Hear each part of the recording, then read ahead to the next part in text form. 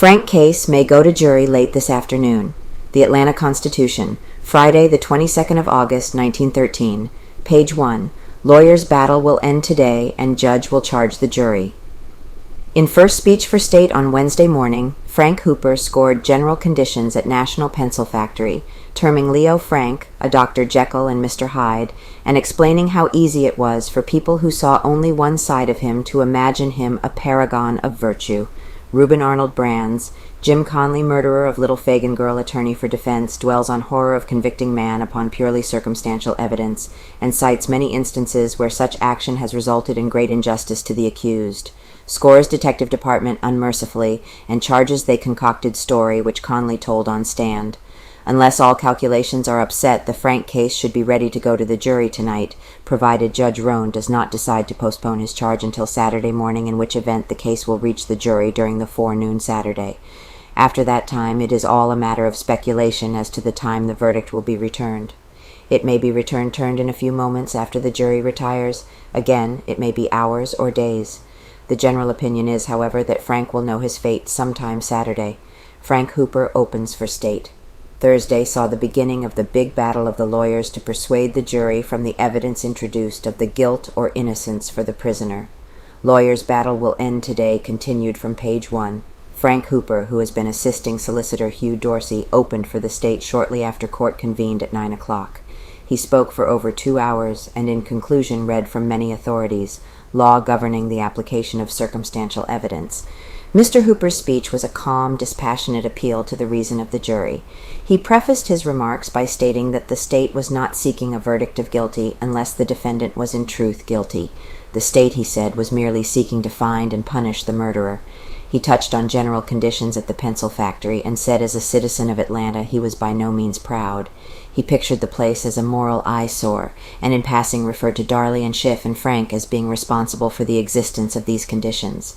Of Frank's character, he said, "You have heard the testimony of girls who still work there, and they say it is good. You have also heard the testimony of women and girls who formerly worked there, and they say it is bad." He referred to Leo Frank as a Dr. Jekyll and Mr. Hyde, and explained how easy it was for people who saw only one side of him to imagine him a paragon of the virtues. He told of what he termed the man's persistent pursuit of Mary Fagin. He spoke of the discharge of Gant, the only man who knew Mary Fagin at all well, and said this was significant of the man's designs on the girl. Fight of Rosser and Negro. Coming down to the Negro Conley, he said it was only truth that had held him in the stand for 3 days against the hammering of the mighty Luther Rosser. He took up the Negro's version in detail and plausible, and how it was plausible, and how it was impossible for the Negro to have committed the crime without Frank having known something about it. He touched on all phases of the case, and in particular paid his respects to the Pinkertons and the Bloody Club and the pay envelope found in the factory. These, he said, were planted. Mr. Hooper made a favorable impression on the crowd and had his facts well in hand. Rube Arnold's long speech. REUBEN Arnold began speaking at 7 minutes to 12 o'clock and spoke until 12:30 o'clock, when a recess was taken until 2 o'clock. From that time on, he spoke until 5:45 o'clock, or over 4 hours and a half in all. His speech was one of the most wonderful efforts ever delivered in the South. Beginning in a quiet, conversational tone of voice, Mr. Arnold dwelt on the horror of convicting a man on purely circumstantial evidence. He referred to the Durant case in San Francisco, the Hampton case in England, and the Dreyfus case in France as instances where men had been done an awful injustice on circumstantial or perjured evidence. He spoke at some length of the feeling against Frank because he is a Jew, and said that the spirit of the mob who would convict and hang him simply because he was a Jew was no worse than that of the murderer who had killed little Mary Fagin. He ridiculed the idea of the state that Leo Frank laid a plot to get Mary Fagin to the building on Saturday and commit a crime. He said Frank had no way of knowing that Mary Fagin would not draw her pay on Friday and would be at the pencil factory on Saturday.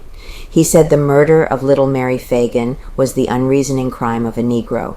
He ridiculed the whole theory that the murder was committed on the second floor, and advanced the idea that Conley had killed the child on the first floor and thrown her body down the elevator shaft. He scored the detective department unmercifully and charged they had concocted the story for Conley to tell. They would have fixed the crime on Newt Lee if the Negro had been of the pliant kind who could have been used. He described the finding of the bloody shirt at Lee's house as a plant. Solicitor Dorsey was criticized for having joined in with the detectives in the hunt for the murderer. He had been overzealous, he said, and could not view the case dispassionately. He poked all manner of fun at Conley's statement and declared the idea of Frank taking an ignorant Negro into his confidence was preposterous.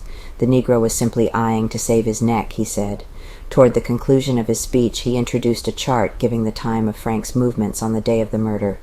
He concluded by saying the case was made up of 2 P's perjury and prejudice. The courtroom was crowded from 9 o'clock until adjournment hour. Many Ladle's friends of Mrs. Frank were in the audience. Luther Rosser will begin speaking at 9 o'clock this morning. Hugh Dorsey will conclude for the state at the afternoon session.